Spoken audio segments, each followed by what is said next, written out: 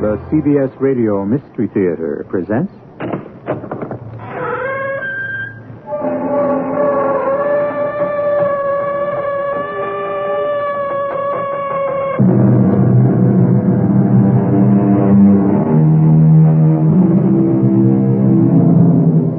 Come in. Welcome. I'm E.G. Marshall. I remember when I was in high school, I studied a poem which struck terror to my heart. I still recall the opening lines, which went, I fled him down the nights and down the days. I fled him down the arches of the years. I fled him down the labyrinthine ways of my own mind. Some of you will recognize the author as Francis Thompson and the poem as the Hound of Heaven. And it's still terrifying. But think how much more fearful it would be if the hound you were fleeing from was a hound of hell. Good Lord! What's that? I don't know, Sir Henry. Some sound they have on the moor, I think. Don't coddle me, Watson. When the people of the moor hear that cry, what do they say it is? They say it's the cry of the hound of the Baskervilles, seeking its prey.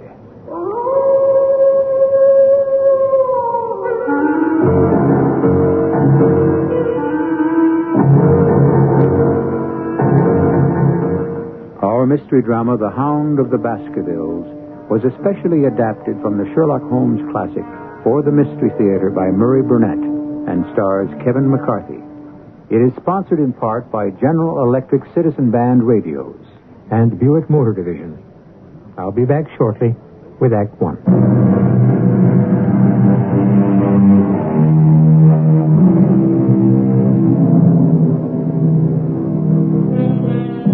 The mantle of immortality is elusive and unpredictable. Two fictional characters, created at the turn of the century by Arthur Conan Doyle, have become undying legends. So strong is the public belief in their existence that the City of London recently granted the owner of the premises at 221B Baker Street the right to change the number of that address permanently, in order to avoid the hordes of tourists flocking to see the actual living quarters of Sherlock Holmes and his colleague, Dr. Watson. Our story today starts in those very rooms in the year 1902. My training as a medical man made me an early riser. Sherlock Holmes wasn't. On this morning, my friend was at the breakfast table while I was intently examining a cane that had been left behind by a visitor who had missed us last night. Well, Watson, what do you make of it? You've been looking at the cane for some time. Since we've been so unfortunate as to miss the owner and have no notion of his errand, this accidental souvenir carries some importance. Let me hear you construct the man by an examination of it. Well, very well, Holmes. Really, it's child's play to read that the man's name is James Mortimer, that he's a physician. But I would go further and say he's an elderly country practitioner who does a great deal of his visiting on foot because the end of this stick is very heavily worn down. Excellent, Watson. Now, the stick was given to him by the Friends of the CCH, which I take to be the Something Hunt, a local group to whom he's possibly given some assistance. Now, has anything escaped me? Now, here, let me have a look at it, Watson. Well, I trust there's nothing of importance I've overlooked. No, Watson. This man is certainly a country practitioner who walks a great deal. Then I was right. To that extent. But since we know that the man is a doctor, is it likely that presentation to him would come from a hospital rather than a hunt? And when we see the initials CCH, does not Charing Cross Hospital leap to the mind? Can we not also infer that such a presentation would be made at the time he left, perhaps to practice in the country? And since the date is on the stick, and it's only 5 years ago, it's highly unlikely that an elderly, well-established physician would go into country practice. So, we now have a young fellow, amiable, unambitious, and possessor of a favorite dog, which I should say is was larger than a terrier and smaller than a mastiff. Come, Holmes. Well, the dog is too much. No, not at all. If you'll observe these tooth marks in the middle of the stick, where the dog has been accustomed to carry it. The dog's jaw is too broad for a terrier and not quite broad enough for a mastiff. It may well be... It is a curly-haired spaniel. My dear Holmes, how can you possibly be so sure of For the that? very simple reason that I see the dog itself on our doorstep. And there is the ring of its owner, and we shall soon discover why he has come to see us. The appearance of our visitor was a surprise to me because although Holmes had correctly deduced his age, his back was already bowed, and he walked with a forward thrust of his head. As he entered, his eyes fell upon the stick in Holmes's hand, and he ran to it with an exclamation of joy. Ah, I'm so very glad.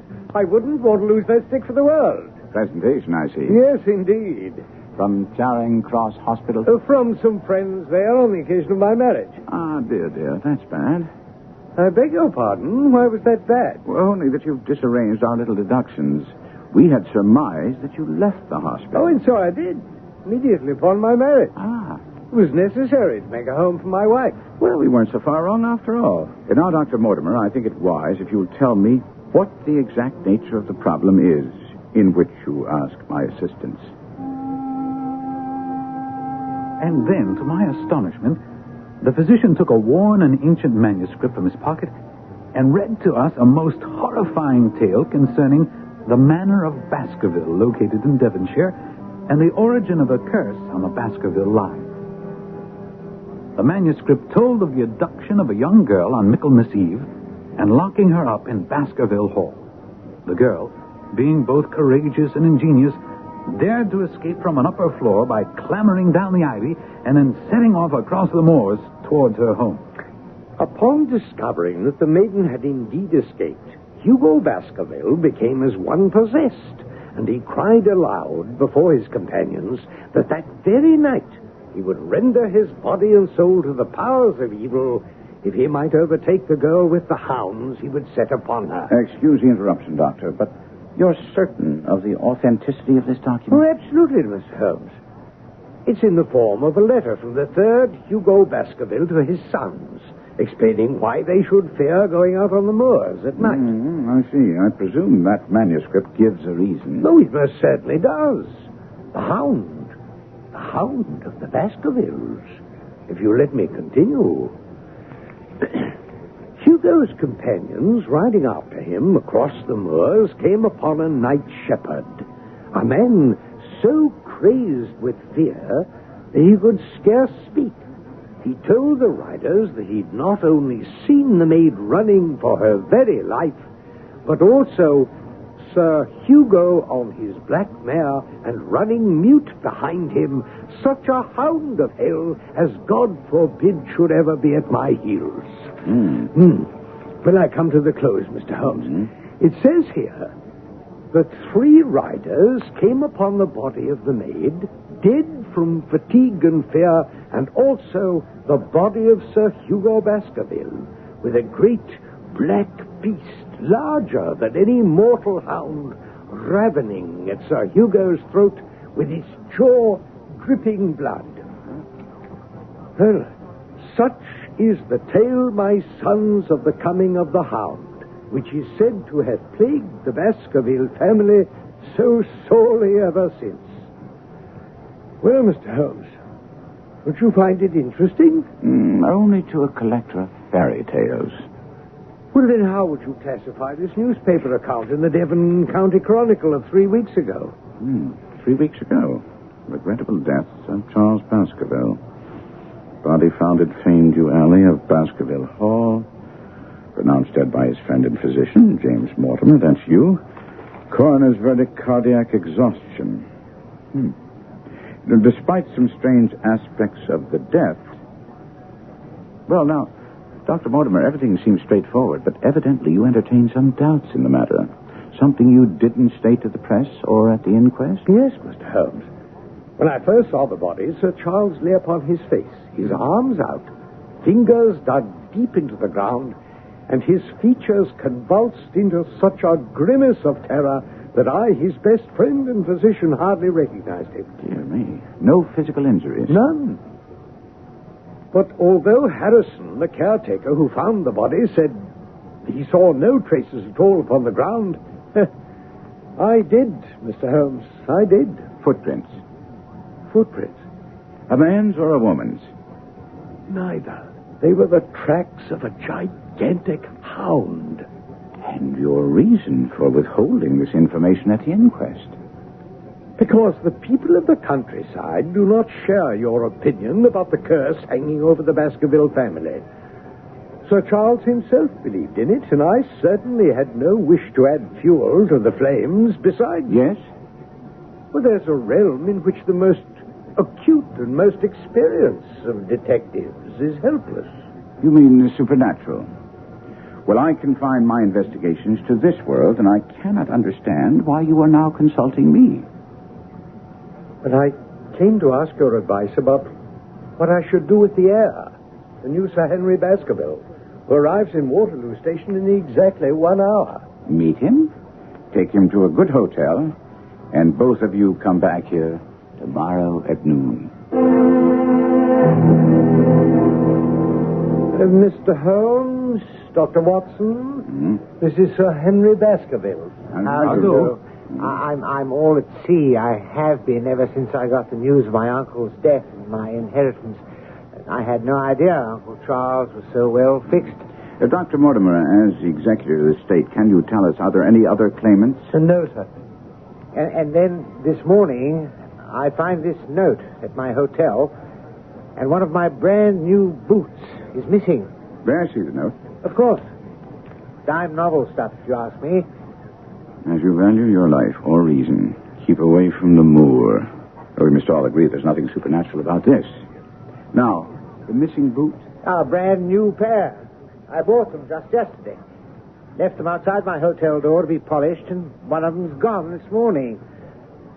I can only tell you that there is no devil in hell and no man upon earth who can prevent me from going to the home of my own people. And so it was arranged that on Saturday I was to accompany Sir Henry and take up residence with him at Baskerville Hall, because Holmes was insistent that someone be with Sir Henry at all times. When Holmes and I called to pick up Sir Henry at his hotel Saturday, we found the young baronet in a rage. I won't be played for a sucker in this hotel. You still haven't located your boot, Sir Henry? But this is a different one. What? I got the other one back, and now I'm missing an old black one. I'm beginning to think this hotel is nothing but a den of thieves. I think it's very odd and damnably dangerous. Mr. Holmes, if you know something, you should inform us so that we may... Dr. Mortimer, I know only that you were concerned about the safety of Sir Henry, and quite rightly so. I also know that someone knew that you were in this hotel and saw fit to warn you to keep away from Baskerville Hall and the moor. Now, we all know that there were extremely suspicious circumstances surrounding the death of Sir Charles Baskerville. I therefore suggest that anything out of the ordinary, such as the curious incidents with the boots, must be taken very seriously. Well, surely you must be joking about the boots, Holmes. I fail to My see... dear Watson, did you bring your revolver as I asked? Well, of course. Good. Carry it at all times. Well, I confess, your instructions are making me nervous. They should have precisely the opposite effect. Now, Dr. Mortimer, as executor of Sir Charles' will, you know the exact amount of the estate. Is it considerable? Well, I should say that a sum in excess of £740,000 is indeed considerable. Dear me. That is a stake for which a man might well play a desperate game. In the event something happens to Sir Henry, who stands to inherit? I mean, a distant cousin named James Desmond. And if you have any suspicions in that direction, let me inform you, he's a clergyman in his 70s. Thank you. Now, Watson, I want complete and daily reports from you. When the crisis arises, as it surely will, I will direct you how to act. Now, gentlemen, goodbye and Godspeed.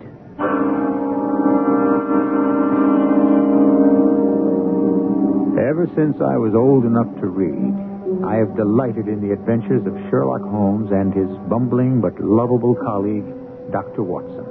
The game is afoot, and we'll be back shortly with Act Two.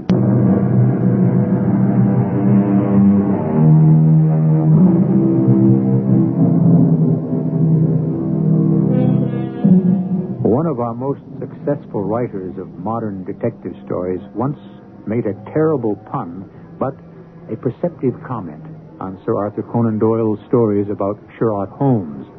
It went this way: "Be they ever so humble, there's no police like Holmes." I agree wholeheartedly. And now we have the pleasure of rejoining Dr. Watson, Sir Henry Baskerville, and Dr. James Mortimer in the wagonette, carrying them and their luggage across the moors on the way to Baskerville Hall. Hello, look at that, Sir Henry and Watson. I believe it's a mounted soldier with a rifle. Pull up, driver! Pull up! Not to worry, sir. He's on the watch for a convict that escaped from Princeton. The farmers here don't like him. He's a man that will stop at nothing. It's Selden, the Notting Hill murderer. I gave an involuntary shudder. It was a case Holmes had taken an interest in because of the ferocity of the man, Selden, who escaped the death penalty only because his atrocious conduct had led to doubts about his sanity. As I shivered, the wagon swept onto a long driveway where stood a huge building with mullioned windows. Standing in front of the large, heavy door was an angular woman with deep-set eyes which blazed with fanatic fire. Welcome to Baskerville Hall, Sir Henry. I'm Mrs. Harrison, the caretaker's wife. My husband will be here shortly. He joins with me in wishing you a long, happy life and in begging you to avoid the moor, particularly in those hours of darkness when the powers of evil are exalted. The very next morning, I set out to explore the moor by daylight. As I walked along a gray and lonely road, wishing that Holmes were here to help me, my thoughts were interrupted by a man calling my name. Dr. Watson! Dr. Watson! Yes, sir? I'm Stapleton. I just live down the moor at Merripit House. Most of the folks around here call me an eccentric because of my hobby. I'm a naturalist. I can see that from your net and box. But how do you know me? Oh, no mystery about that. You passed Dr. Mortimer's house a short way back. He pointed you out to me as you passed. As our road lay the same way, I thought I'd overtake you and introduce myself. How is Sir Henry? None the worse for his journey, I trust? Well, he's very well, thank you. Not afraid of living down here after the sad death of Sir Charles? That is of some concern to you, sir. Well, it means a great deal to the countryside to have a wealthy man such as Sir Henry with us. Well, I'm glad to hear he has no superstitious fears of the fiend dog, which is supposed to haunt the family. I don't believe he has. How do you stand on the matter? I'm a scientist. But it's extraordinary how credulous the farmers are. Any number of them are ready to swear they've seen such a creature on the moor. And you haven't? Of course not. Although I have no doubt the story led to Sir Charles's tragic end. Indeed. Why do you think that? Well, Sir Charles had a vivid imagination and a diseased heart.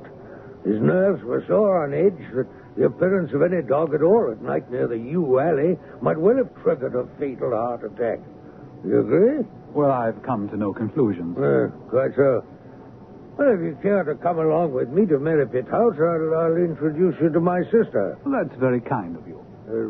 Tell me what you think of the moor. Well, this morning's my first venture on it. But that large plain to the north looks like a fine place for a gallop on a horse. That thought has already cost several lives, Dr. Watson. What? That seems hard to believe.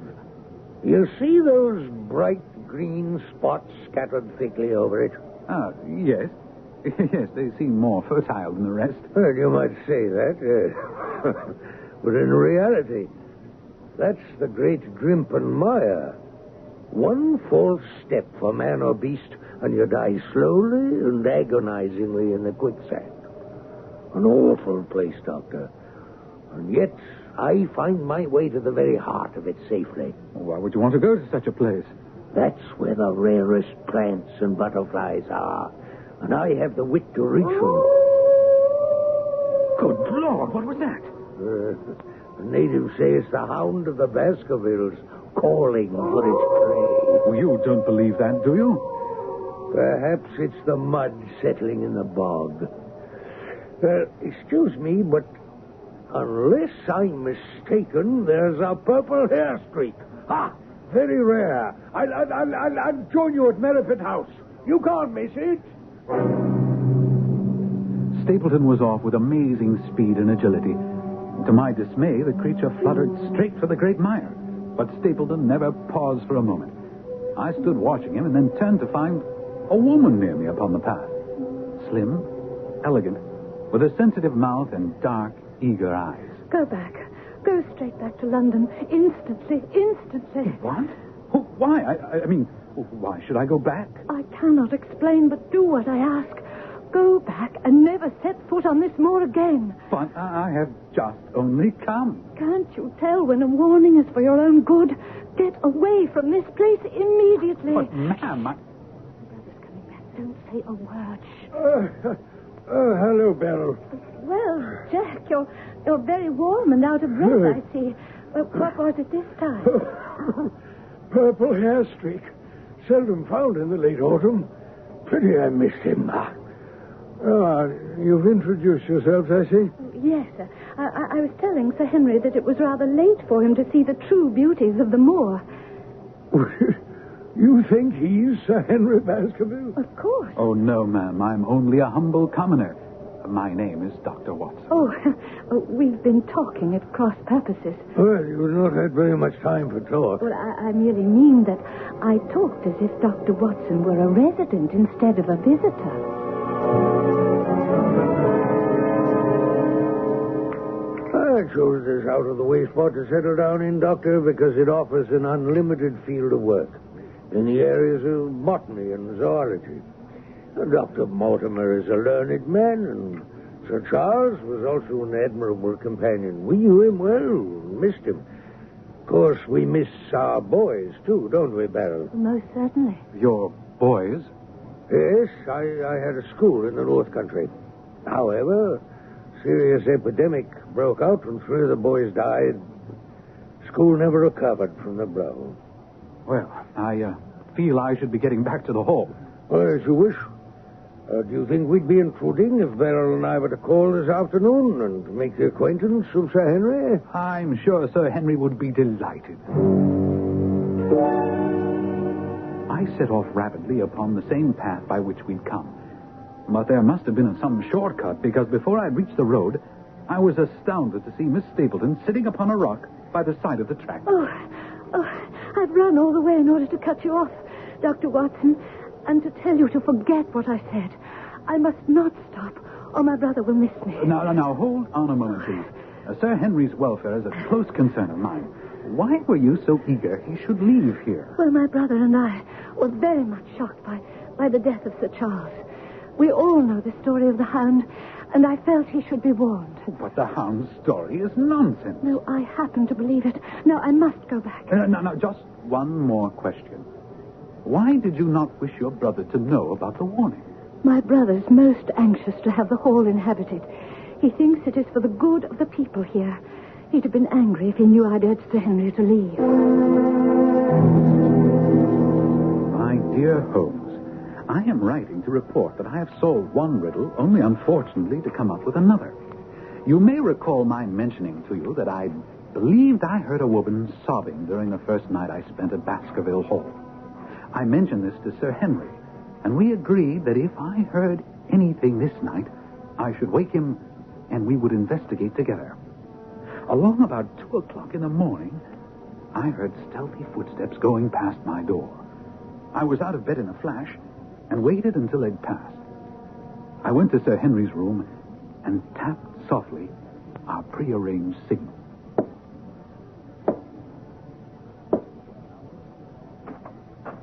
Yes? You heard something, Watson? Footsteps. No sobbing? No. The footsteps passed my door and went down the corridor. I see that it turns left. Where does it end? At a window. overlooking the moors. And the steps went in that direction. Oh, softly now. What? Why, it's Mrs. Harrison. What in the world is she doing? She's holding a candle against the window and peering out. Her face is pressed almost against the glass. And crying bitterly. Come on, Watson. We'll get to the bottom of this. All right, Mrs. Harrison. Tell us what you're doing up here. Oh, Sir Henry, I was just going round to see that the windows were fastened. On the second floor? Oh, yes, sir. Yes, sir. I check all the windows at night. And that makes you cry. Well, I was doing no harm, sir. I was just holding a candle to the window. She must have been signaling Oh, someone. no, sir. There it is, Sir Henry. An answering signal from the moor. No, sir. It's nothing. It's nothing at all, sir. Move that candle across the window, Watson. That's it. There. Mrs. Harrison. You see, the other light moves also. Now, speak up. What is the meaning of all this? Oh, please believe me, Sir Henry. It has nothing to do with you. It's a personal matter. So you say. I know your family has been employed by mine for more than 50 years, but I'm not in Baskerville Hall a week before I find you deep in some dark plot against me. Oh, no, sir, not against you, not you. You see, sir, my unhappy brother is starving on the moor. I cannot let him perish on my very doorstep. This light is a signal that food is ready for him, and his light is to show me and my husband the spot to which to bring it. Good Lord. Then your brother is... Yes, the escaped convict, Selden, the evil Notting Hill murderer. He is my brother. We took the weeping unfortunate woman to her husband and left her. Sir Henry insisted on accompanying me on the moor to assist me in capturing this dangerous criminal. I had my revolver and Sir Henry a hunting crop. The moor was pitch black, but we easily picked out the pinpoint of light where the fellow was waiting. Mind the footing, Sir Henry. Yes. A pity we can't show a light. I think we should bear more to the right. There's his light. Watson. What's that? I don't know. A sound they have on the moor. I heard it once before. Don't coddle me, Watson. That was the cry of a hound. They say it's the cry of the Hound of the Baskervilles. You believe that, Watson? No, but I think that we should forget our expedition. No, by thunder, whatever that cry was, it came from far away, near the mire. We must continue and get that convict. I don't think that's wise. I urge you to return to the hall. You don't believe in this hellhound, and neither do I. Come on, man. Well, I'm charged with your safety. Holmes would never forgive me if something happened to you while you were in While my we care. stand here jawing, our man will get away. Now, come on. No, I cannot allow it. You can't prevent it. Well, either you come back to the hall with me now, willingly, or I shall be forced to knock you down and carry you back. Now, which shall it be? Each of us carries within us the seeds of our own destruction. It would appear that Sir Henry Baskerville was no different. His pride was driving him to disregard the advice of those who were there to protect him. We'll be back with Act 3 and his decision in just a little while.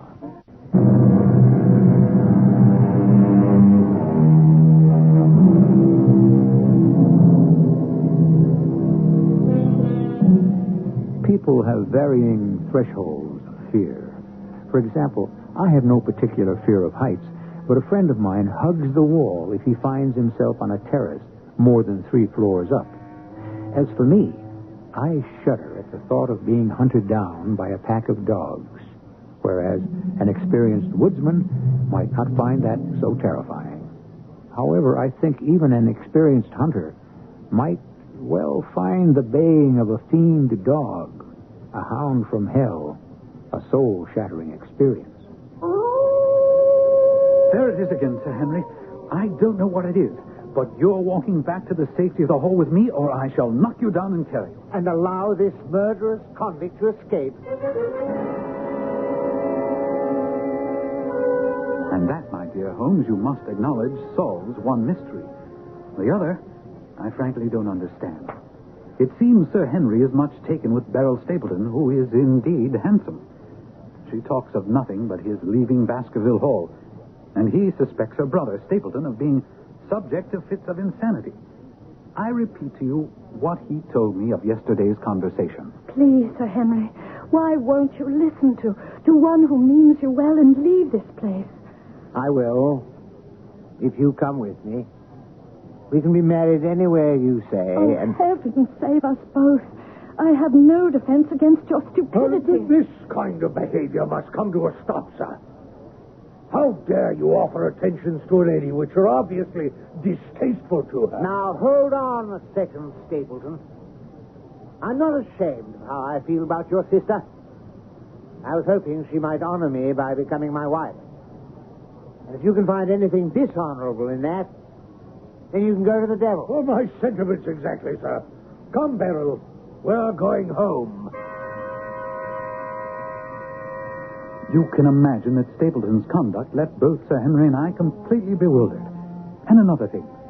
I'm sure there is another man on the moor. I swear I caught a glimpse of him when Sir Henry and I were out there searching for Selden, the convict. I ask you, Sir Henry, not to report what I told you to the police. The man is a public danger. My husband and I have made arrangements for him to go to South America. If you don't inform the police, he can lie safely on the moor until the ship sails. That is, if he can stay out of the way of the other man who hides on the moor. What other man? Whom are you talking about? Gently, Watson. I only know what my brother told me. There's another man in hiding out there. My brother says he seems to be playing some game of his own. Did he say where he saw this man? Around the old stone huts where the old folk used to live. About my brother, Sir Henry. Are you going to inform the police? What do you say, Watson? Well, if he were safely out of the country, it would relieve the taxpayers of a burden. Oh, Lord bless you, sir. Oh, thank you, sir. I swear he'll go and you will never hear from him again. And Holmes, no sooner had we gotten done with Mrs. Harrison than Stapleton was upon us with an explanation of his strange behavior of the other day. I would ask you to let bygones be bygones and understand my sister is everything in my life. We've always been together. Yes, but surely you must have thought that someday a beautiful woman like Beryl would naturally... Marry? Leave me alone? Oh, of course. But when I was faced with the reality, it came as such a shock that I really wasn't responsible for what I said or did. I understand completely. That relieves me greatly because, in that case, I'm going to ask a favor of you. Yes? Give me some time to become accustomed to the situation. Well, how do you mean? I will withdraw all opposition if you give me 3 months before claiming her love. After that time, I should have prepared myself for losing her. And if she's willing, she can become your wife. I myself was determined to discover the identity of the other man hiding on the moor. And early that evening, I went to examine the abandoned stone huts where Mrs. Harrison said her brother believed the man to be lurking. I approached one of the huts, closed my hand over the butt of my revolver, and entered quickly. The place was empty, but there were distinct evidences that it was being used. As I looked around the remains of a meal, I heard a stone click. Then a figure loomed in the doorway. Good lovely evening, my dear Watson. I really think you'll be more comfortable outside than in. Holmes! I was never happier to see anyone in my life. Oh, more astonished, eh? Please be careful with that revolver. I thought you were busy working in London. That was what I wished you to think. By keeping you in the dark, I've been able to pursue my inquiries freely. And I've uncovered some information which will lead us to the villain. And all my reports have been wasted. Not at all, not at all. I have them with me, and they helped me immeasurably. For instance, they've led me to the vital bit of information. The vital bit of information, my friend. The lady passing as Jack Stapleton's sister is really his wife. Good heavens, Holmes. Are you sure? Thanks to you, Watson. In all the pack of lies that Stapleton told you, he dropped one grain of truth. He was once a schoolmaster in the north of England. A check of scholastic agencies turned up the evidence I just passed on to you. But why? Why this deception? Because he foresaw that she would be much more useful to him in her character as a free woman. But what does it all mean, Holmes? What is Stapleton after? It's murder, Watson. Refined, cold-blooded, deliberate murder. But my nets are closing in on him, even as his are closing on Sir Henry. Another day or two at the joust, and we'll have him. Good Lord, Holmes! The Hound! Which way did it come from? There, near the Black Door. Come, Watson. You must not be too late. Not now. Faster, Watson. Faster.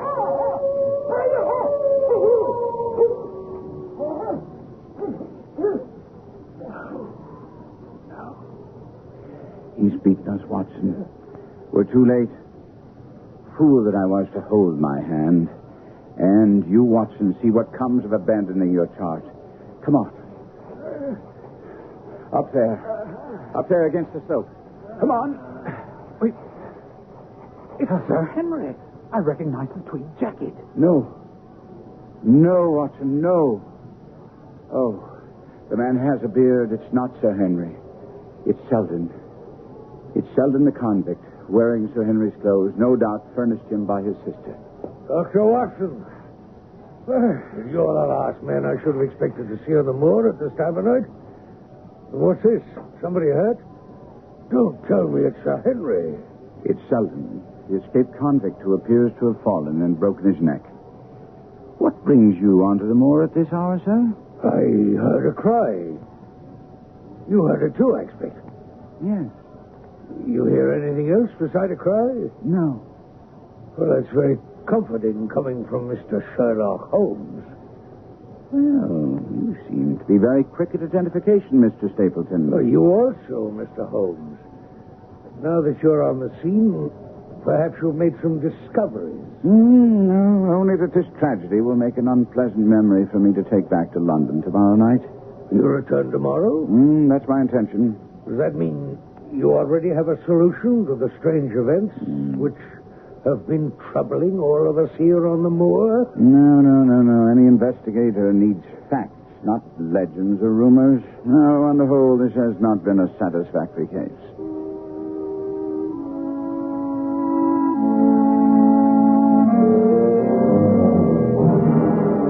I couldn't believe that Holmes meant to leave the scene, and when I questioned him, he quickly set my mind at rest. He was laying a trap for that cunning Stapleton, and he needed also to have Sir Henry believe he wouldn't be on the scene. The following morning at breakfast... Good morning, gentlemen. I see you've already helped yourselves from the sideboard. I'm afraid I've made some rather heavy inroads on the bacon. It's exactly the way I like it. Tell me, tonight you dine with our friends, the Stapletons. Yes. I hope you and Watson will join me. I'm sure you'll be welcome. I'm sorry, but Watson and I must go to London. London? Oh, I hope you and Watson are going to see me through this business. My dear fellow, what I'm going to say next will try your trust in me even more sorely. But I beg of you to do as I ask. What's that? After you dine, walk back to the hall across the moor. What? Isn't that the very thing you told me never to do? I'm asking you to believe me when I say you'll be perfectly safe. But it's essential that you do it. Of course, Holmes and I would be hiding along his path to Baskerville Hall, but we did not tell him that. Careful, Watson. Oh, look over to Grimpen Mire. Isn't that fog hanging over there? It is indeed, Holmes. Damnation. And it's moving towards us. Our success and even Sir Henry's life hang on his coming out before the fog is over the path. Oh, thank heaven. He's coming now, whistling in the dark. And I can't say I blame him. Get after him, Watson. Get your revolver. Good Lord, Holmes! What is it? A creature from hell! Watson, shoot!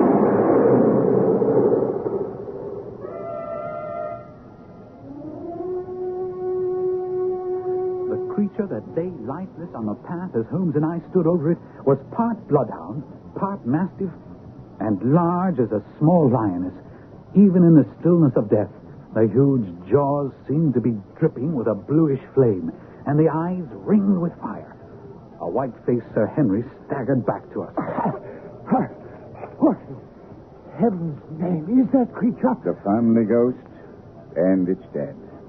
Whatever it is. Yes, but the fire. Phosphorus. Look. Now my fingers seem on fire. Holmes, it's a cunning preparation because it has no odor. Thus it didn't interfere with the brute's power of scent. And now we must bring the man behind the brute to book. He's undoubtedly been warned by the shots that the game is up. And he's headed back to Merripit House and his wife. Wife? You mean his sister? And surely it isn't Stapleton, but... Sir Henry, I meant what I said. Beryl Stapleton is his wife. And his name isn't Stapleton. Since he's your younger cousin.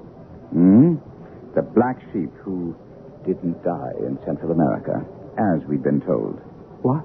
I can't believe it. It can't be. The door's open. I'll wait till the bird has flown, but let's go in and see. There you are, Holmes. The villain's tied and gagged her. One moment, Beryl. Easy does it. There. Oh, Henry, I tried to warn you. You see what he did to me? There'll be time for explanations later, madame. But where is he? Where is he? Burning in hell, I hope. Dying slowly in the quicksand of the mire. He knows a path. He told me so. The path, yes. The path to his safe place in the center where he kept the great hound. I helped place the guiding wands. But yesterday, I changed them. And in tonight's fog, he'll not notice. Stapleton's body was never found. Some days later, when Holmes and I were back in the Baker Street flat, I asked, there's one thing that still puzzles me. That business about the boots. What did Stapleton want with two different boots? Oh, the first boot he stole was brand new, and therefore useless to him because he needed a boot with Sir Henry's scent for the Hound. Amazing, Holmes. Elementary, my dear Watson.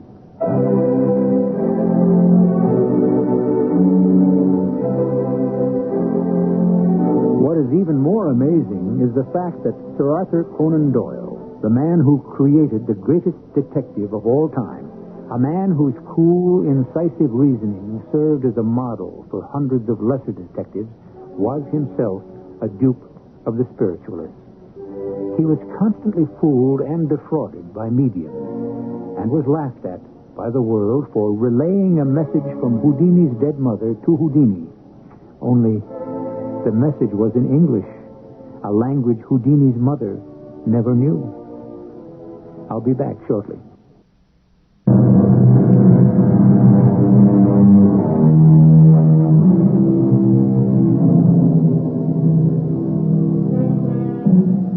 The record shows that Doyle, tired of writing Sherlock Holmes stories, and attempted to kill off his popular detective by having him thrown over the Reichenbach Falls. Popular demand, however, forced a reluctant Doyle to bring Holmes back. Our cast included Kevin McCarthy, Lloyd Battista, Carol Teitel, Robert Dryden, and Court Benson. The entire production was under the direction of Hyman Brown. This is E.G. Marshall inviting you to return to our Mystery Theater for another adventure in the macabre. Until next time, pleasant dreams.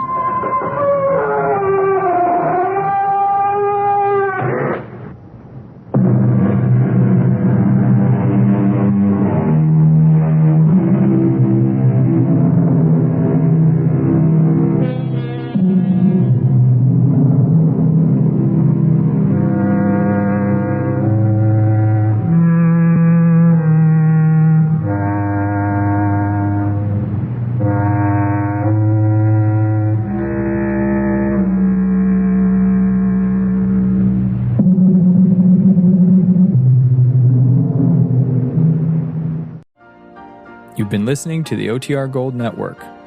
Find more classic radio at otrgold.com.